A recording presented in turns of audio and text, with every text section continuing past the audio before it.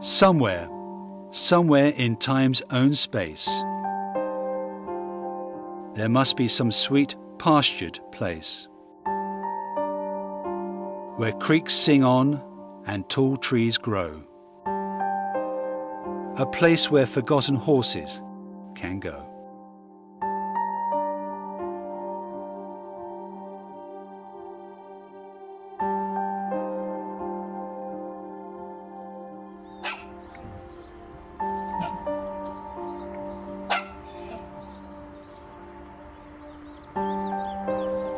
Tucked away in the seclusion of the Spanish countryside between the mountains and the Mediterranean is a sanctuary where horses, ponies and donkeys peacefully live. Horses like Bronson and Lucerio, donkeys like Gin and Tonic, and ponies like Samson and Napoleon will spend the rest of their days in this environment where they are all loved and cared for. The Easy Horse Care Rescue Centre should not exist. There should never have been a need for it to open, and everyone at the rescue centre would prefer that this were the case. But the brutal reality is that not everyone respects or cares for these noble creatures as they deserve. And it is for this reason that founders, husband and wife team Sue and Rod Weeding, saw the desperate need that many horses in Spain had, and it was out of this necessity that the Easy Horse Care Foundation was born. Their mission today is to rescue, rehabilitate and provide sanctuary for horses, ponies and donkeys from all around Spain who have been abused, unwanted or simply forgotten. Every rescued animal here has been nursed back to health, treated with kindness, love and given back the dignity and freedom it deserves. The story starts when former horse owners Sue and her husband Rod decided to up sticks and leave the UK for the south of Spain to retire. We thought that part of our life had finished. We'd finished with horses, we'd finished with working 7 days a week. We sold everything up in the UK and we came over to Spain to this actual property, our finca, 13 years ago. And for the first few years we had a very nice, relaxed full life. We done the garden, we rebuilt the finca and life was good. I then decided to open up an English tack shop. We started to get people come into the tack shop and talk about their horse, the yard where they were, some of the horrible sights that they'd seen. And I was becoming increasingly aware some of them really were kept in the most horrendous conditions. One day, we were called to deliver some rubber matting to a stable yard. I decided to go with my husband. We turned up at the yard while Rod was unloading the rubber matting. I went into what was a typical stable yard inside, looked at all the horses. I started to go round the corner and somebody said, "Oh, you don't want to go there, you're not going to like what you see." I went round the corner and there he was. A beautiful 2.5-year-old horse behind bars, looking out at a wall, just rearing up, throwing himself against the bars, trying to free himself from all the flies that were driving him crazy. And when I looked closer, his eye was rotten. It actually had maggots in it. The flies were driving him absolutely crazy. And even his other eye, the good eye, part of the eyelid had actually been cut away. I stood there and I just looked and I just couldn't believe what I was seeing. And obviously I said, "Well, what on earth? Why is this horse like this?" And the reply was, "Oh dear, that's Lucero. Isn't it awful? He's been abandoned by his owner. He's very wild. Nobody doesn't know what to do with him. He's going to be sold for meat next week." I looked at Rod and we both knew that our lives would never be the same again. Lucero was the start of the rescue centre. And almost 5 years on, Lucerio, a young stallion who was just hours away from being slaughtered, is now living happily at the centre, along with over 50 other horses, ponies and donkeys. But the triumph of saving Lucerio soon subsided when the stark reality of what they were embarking on bit hard. As word got around, they soon found themselves inundated with reports of abused animals from concerned members of the public of all nationalities. They now realised the enormity of what had to be done, and the almighty task of creating the sanctuary began. Building stables, dividing and levelling land, putting up electric fences, fitting water feeders, erecting shelters, and this was only the beginning. Although they'd been involved with horses all their lives, the couple had never dealt with animals that had had the sort of psychological and physical trauma like that of Lucerio, and were not remotely prepared. When you have horses like Lucerio that had never ever been let out into the open, you were very aware that you had this young horse full of energy that had no idea that he couldn't see on half of his body. He had no idea he was blind on that side, and he actually had no knowledge when we first started to take him out of the stable and give him a wider area, that he could actually run into things and hurt himself and literally run through people, because he actually had me and my husband over several times. The horse had no idea of his environment around him. He'd lived in a box all his life. These were actually the hardest challenges. Putting down the original basic fields and stables, yes, it was physical hard work. The real challenge is dealing with horses that have psychological problems, injuries, that aren't used to being handled. So when you're actually trying to treat an injury, it's quite dangerous, because obviously the horse doesn't know that you're necessarily helping him, so they can kick out, they can bite, etc., etc. These were actually our biggest challenges, and also finding professional people in the early days that we could work with that would obviously help us help these animals, finding a good equine dentist, because lots of horses come in and they have horrendous problems with the teeth, with the mouths. Finding a good equine vet that was prepared to be on call 24 hours a day, that would do it at a special rate for us, and would be as keen as we were to actually treat some of these horrific cases.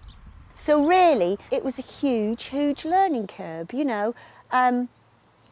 You think you know about horses, you think you know how to care for them, but believe you me, I know so little even now. And the one thing that most people that have worked with horses all your life will tell you, with horses, you never ever stop learning.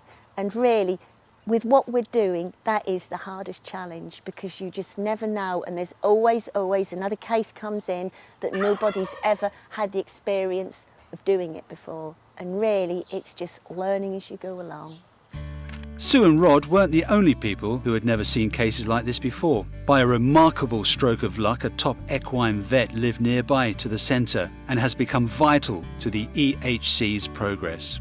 Dorothy is a remarkable young woman. She's on call 24 hours a day, and she will go out day or night.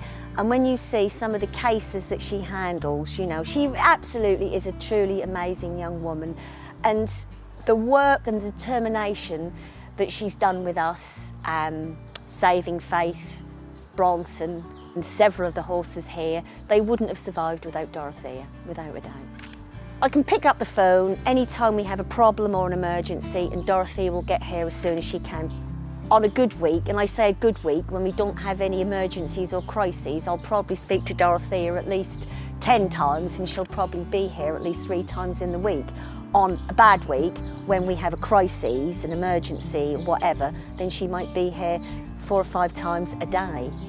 Along with Dorothea, there are other professionals who selflessly assist the centre, like Enrique the farrier, Kay Barry the equine dentist, and Gaspar Castellin, one of the world's most renowned horse surgeons based in Barcelona, and who freely gives his time and expertise to treat horses and ponies who would normally be considered untreatable. All the professionals have developed a terrifically strong bond with the centre, and together as a team they work tirelessly towards saving horses, ponies and donkeys in distress. Without The professional people that are now involved with the foundation, we simply wouldn't exist. All of them do their services for us at a very special price. If we were charged the normal price, we just quite simply wouldn't have the money to give the care that we're able to our equines that are here, because every horse here has the teeth done at least once a year, twice a year if need be. The feet are done regularly, every 6 to 8 weeks. Everything that every horse needs here is given to them, and they are treated as good as any horse, I would say, in any top stable anywhere in the world. And because these people do it at a special rate for us, obviously we can continue to do this here at the centre. With no rescue guidebook or protocol, rescuing a horse in Spain is frequently very difficult and often traumatic for both the animals and rescuers. Every case that Sue attends has its own challenge, and it is only in exceptional circumstances that the police are either willing or able to help. And so it's rare that there is any legal support at the scene. There isn't ever a set pattern to how to rescue an animal. We literally have to work out the best way forward. Whenever you go to a situation, you have to assess the problem, assess what animal needs the rescue the most, and obviously work out how you're going to get that animal out. There have been times when we've actually been contacted by the police. Such was the case 3 years ago. The El Moradi police called us. They'd obviously been inundated with complaints from the local people about the gypsies keeping some horses behind an industrial estate. And in this instance, we actually went in with the police, and he actually went in with a gun. And we had to get the 4 horses out very, very quickly. And because we had a horse box for 2 horses, a volunteer whose husband had a furniture shop turned up with her van, and we put the 2 minis in that and drove away. And then we actually had to put the 4 horses in hiding for 6 months because the gypsies were driving around trying to find them. As dramatic and exciting as it may sound, it most certainly is not. Even for the least sensitive of us, it can be a shocking and harrowing experience. At times, a rescue, rather than saving an animal's life, tragically means saving them from a long and painful death, like in Lola's case. Lola was once a fine and proud working horse, but after a lifetime of strenuous work, ploughing fields and living in the open with no shelter or care, one day, during a thunderstorm, the old girl finally gave up. She had collapsed in the mud. Some English people that had been feeding her found her, couldn't get her up, called us, and then it turned into a nightmare. The old horse was clearly dying. We tried desperately to get her up in the mud. There was about 8 of us trying to pull her up. She kept going down. I then got a young vet out, and all he could do was sedate her so she wasn't distressed. He wasn't technically even allowed to do that, because you cannot touch the horse unless you have the owner's permission. He couldn't put her to sleep. She needed to be put to sleep. Then the people got upset and were shouting at us to try and do something. Eventually, we managed to track down the owner, who was an old farmer. He came, he got emotional and was crying. Everybody was shouting at him. And all the while, this horse was just lying there, and she just needed to be put to sleep. Eventually, we got the owner to agree, and the old horse was put to sleep.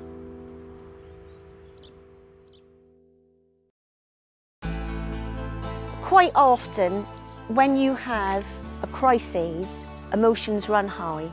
And the one thing you cannot do is start to rave and rant at the owners. Doesn't matter how bad the animal is, you have to get that owner on your side to hand you over the horse, to give you permission. However you feel about that person that owns that animal, you have to put all your feelings aside, your anger, everything, and you have to be nice to that person, because that animal depends on you coming to some sort of deal to save it. So desperate is the condition of some of the animals and so passionate is Sue to rescue them, sometimes the EHC often resort to buying the animals from the owners, a policy that they have often been criticised for. Some people will say, well, you shouldn't give them money because it encourages them to get another horse. Well, yes, okay, maybe that's the case. However, we have to look at the point in time of what we're treating at the moment, and that animal standing there needs us. And if it's a question of time, when it's only a few days that we have to save that animal, we will do anything we can to secure that animal and get it out and back here to us at the rescue centre. Action speaks louder than words, and I will do anything I can. If I'm involved to help an animal, I will do anything to get that animal at that point in time, and then we'll sort the rest out later. At last, years of committed EHC campaigning have initiated winds of change in Spain, and when the rescue of 2 shockingly mistreated horses made headline news, people finally began to sit up and take notice of the plight of the horses in Spain. We were called out by a Spanish guy to tell us that there were 2 horses shut away in a garage in Daya Vieja in a field. The pictures were absolutely horrendous. These horses were skeletal. We went there, we saw the horses. We knew that they had 2 or 3 days at the most if we didn't do something to get them out. Captain was absolutely horrific. He was so skeletal that nobody actually could understand how he was still standing, and he actually had to be rushed to Alicante Horse Hospital to save his life. We actually bought Captain and Hope. We made the owner sign a piece of paper to say that he'd sold them to us, so we actually had the proof that he was the owner. We got the horses out, and then somehow the Seprona, the division of the animal rescue here in Spain, they actually came here and got involved, and the owner of Captain and Hope was actually imprisoned. And we do believe it was the first time in Spain that a person was actually imprisoned for the ill treatment of horses, and it actually made all the Spanish papers. It was big, big news. That old horse has made such a difference because it shocked so many people that had kept the horses very badly, that suddenly they were aware that, hang on a minute, I can be arrested, I can be put in prison. And there has been, over the last 3 years, since Captain's rescue, a vast improvement of how horses are actually kept in our part of Spain.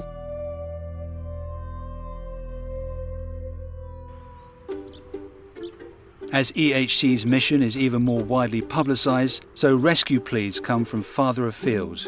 Today the centre rescues horses, donkeys and ponies from all over Spain. But the action of rescuing is just a small part of the overall operation. Once the animals arrive at the sanctuary, the long and complicated process of rehabilitation begins. The centre provides a stressless, safe haven free from the fear of further abuse, where through kindness, care and company, a rescued horse can gradually build up trust in humans. All too often, after such a long time of being mistreated or neglected, it will take months, and in some cases their trauma runs so deep, there is never a full reconciliation. Although most of the animals here may be too old, injured or distressed ever to be rehomed, they nevertheless play a vital ambassadorial role through education, and Sue and Rod now see an important new direction for the centre. When I first started the rescue centre, like a lot of things, very naively, I assumed, yes, you would get these horses, you would get them back to health, and you would find all these wonderful people out there that would give them a good home for the rest of their life. However, it isn't the case. We very, very rarely rehome them. If we do, it has to be a really, really good place. They do not go to riding schools, they do not go to livery yards, they do not go to people that just want them for the kids, you know. The horses that are here, they've been abused. Most of them have got some sort of problem, joint problems, eye problems, you know. They really are here for the rest of their life so we can care for them properly. In a perfect world, yes, it would be great to rehome these wonderful animals and ensure that they had a good home for the rest of their life. But because the animals have come here, they've been traumatised, what they've been through, we feel that for most of them that it's better that they stay here under our umbrella. And now we are an educational foundation. Education is the way forward. The kids are the future. Me and my husband Rod, he's in his 60s, I'm in my 50s. We're not going to be here forever. The future is youth. Youth will move this whole thing on. So what we now do is we're open to all the schools. The schools come here weekdays, any day of their choice. We keep every day open for the schools. They come along, it's completely free. They meet the horses, they hear the stories of the horses, they get to stroke the horses, touch the horses. We get them involved with a little bit of grooming or something while they're here so they can actually get hands-on. And this has to be the way forward because you can see it again, you know, the kids come on the school buses, you know, you can imagine 50, 60 Spanish kids shouting, rowdy, and you think, okay, here we go. But you know, when we actually get them through in here, which is actually Face Garden, and I actually explain, this is Face Garden, this is for a very special little pony. And then suddenly they listen. And when I actually show them the picture of Faith and her leg, and I say, this little pony is the first pony in Spain to have an artificial leg. Suddenly, they listen and they want to know why. And when I explain that this little pony, all of her life, was tied to a tree, this was how she was kept, tied with ropes, and she was so hungry and thirsty that one day she tried to break free and the rope wrapped around her leg, cut the blood supply off, and then the flesh died. They're horrified. They are horrified. And you're sowing the seeds, but then you can actually show them that you can make it better, you can make a difference. Then they go out and they see Bronson, the horse that somebody smashed a hammer through his head. It gave him brain damage and he actually lost the use of half his body. We actually had to bring him here, and for the first 7 days we had to keep him with his head up to stop him having a brain hemorrhage. And we kept him alive, and that horse taught himself to walk again. And these are true stories, and here is Bronson. You can see the kids, they get it. They actually care, and they're horrified that people would do something like this. And they actually then want to be part of it, and lots of them actually come on a Sunday and volunteer. And really, this has to be the way forward. It's got to be by the animals sharing their stories with young people. So education has got to be the way forward, I think, for Spain, by involving young Spanish people to come to the centre to learn, to see, to feel, to go away, to talk to other people, to talk to the parents even. And it's not just about horses, it's about all animals. As well as encouraging schools to visit the centre, every Sunday the EHC opens their doors and invite the public to visit. These popular open days are a very effective way to raise awareness, as well as raising badly needed funds for the centre. I look back when we first started the open days. They were very, very simple affairs. We actually had 2 DIY barbecues with volunteers doing burgers and buns on them, and we had another lady who'd made 1 or 2 homemade cakes with them on a table. They were our original open days, and really again, you know, we just put it in the paper and that we were going to have open days here at the rescue centre.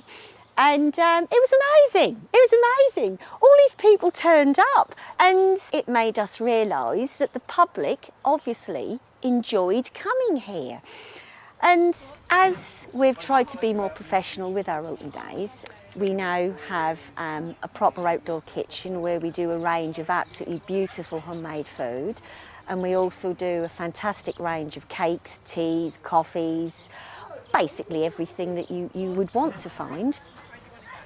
We do 2 horse tours on the open day, And it's just incredible, the people that will turn up. It doesn't matter how hot it is, it doesn't matter how cold it is, it doesn't matter how heavy it rains.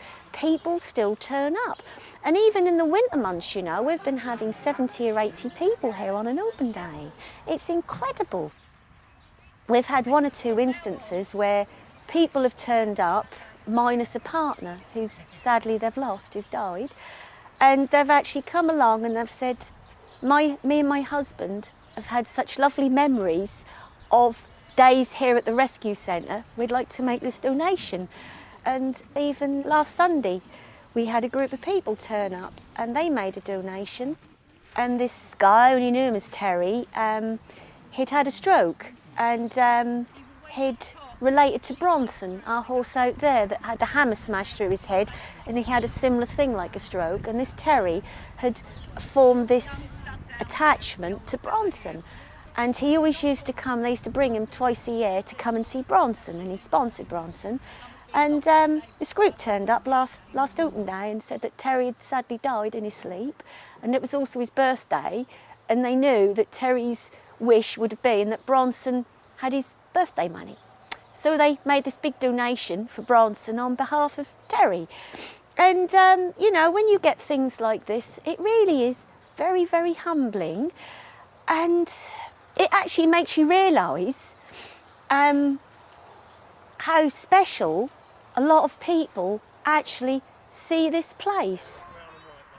Our open days mean different things to different people. It means somewhere for the grandparents to bring the grandkids for a great day out. It's a family fun day to come and see the animals and laugh and joke. Isadora the pig, Ernie the turkey, the dogs. They all actually play a part in it, you know. It attracts people that have never been near a horse, sat on a horse. In actual fact, some people that have come here before have been frightened of horses. And I think this is the most wonderful thing about it. People can come here and see horses as they would a dog or a cat, as a beautiful animal in their own right, not something that you just get on and ride, and when you can no longer ride it or jump it, it's discarded. And I think probably this is why the centre means so much to so many normal people from normal walks of life, because they don't have to feel that they're horsey. They can just come and be them and enjoy and appreciate the horses and hear their stories as the horses are. One of the most popular and certainly the most renowned residents of the centre is Dexter. A hit with adults and children alike, Dexter is an unusually large Andalusian mule who is a friendly, free spirit and wanders around the centre, keeping a watchful eye on everybody. Several years ago, just before Christmas, three brothers walking to their local bar came upon a very thin and ill Dexter who was stranded in the middle of a busy roundabout. Seeing the distress he was in, the brothers managed to stop the traffic and lead Dexter back to their home, where they contacted the EHC. It wasn't long before Dexter and the three brothers appeared at the centre, arriving like the three wise men bearing a Christmas miracle gift. Since then, Dexter has become somewhat of a mascot and celebrity. To this day, nobody knows who owned him and where he came from. It goes without saying that behind Sue and Rod, there is an incredible team of volunteers. EHC now runs several charity shops, which are the financial core of the foundation and are operated by a dedicated group of invaluable people. There are people behind the scenes who help with marketing, publicity, and even the website with its online shop.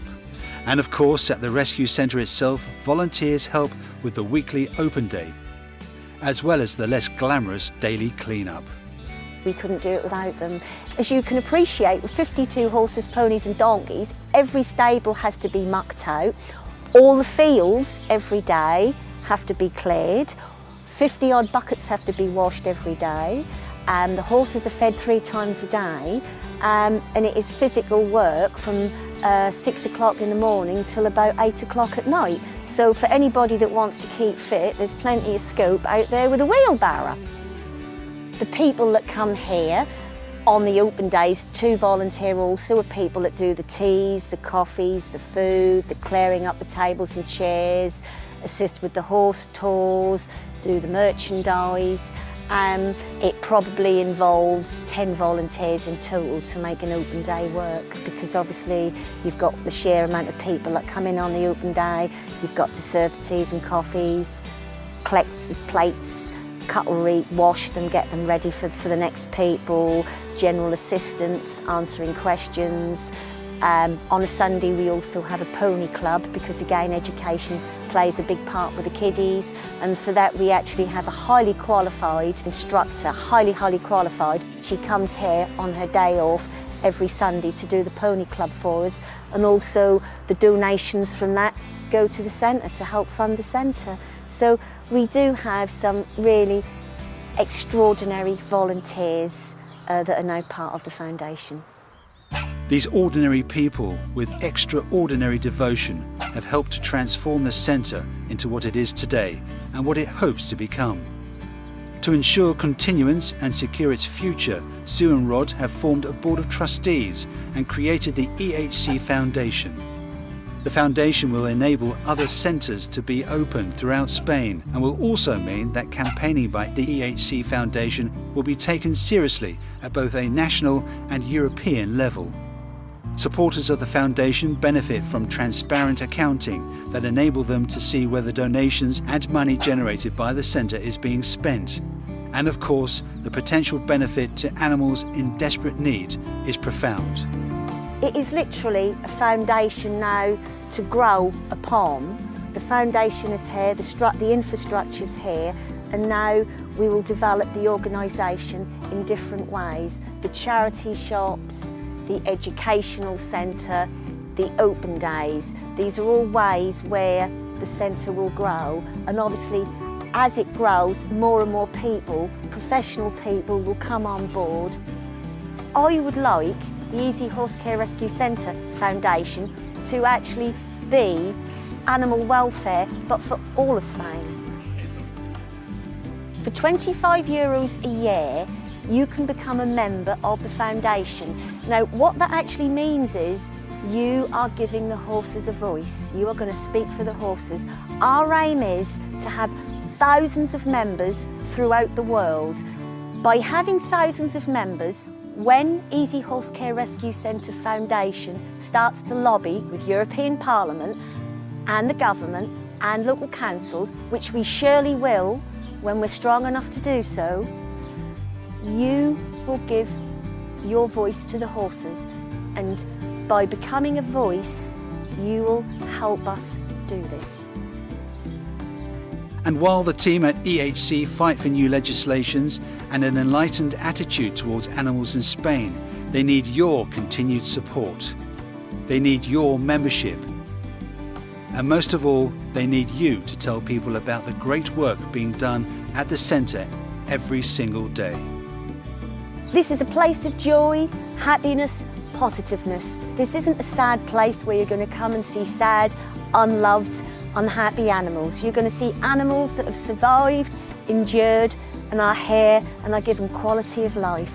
These are why you should come here to the Easy Horse Care Rescue Centre. See for yourself, go away and tell other people and help us make a difference. By supporting the Easy Horse Care Foundation, you will help to give a life to our rescued animals. A life that for many at the centre, for the first time, consists of companionship, friendship, play, security and love. Support our charity shops on the Costa Blanca, in Quesada, La Siesta, Los Montesinos, La Zenia and Guadamar. Become a voice for the horses by joining as a member. Memberships are vital to help us continue to campaign for mistreated animals. For more details of our shops or how to become a member, see our website.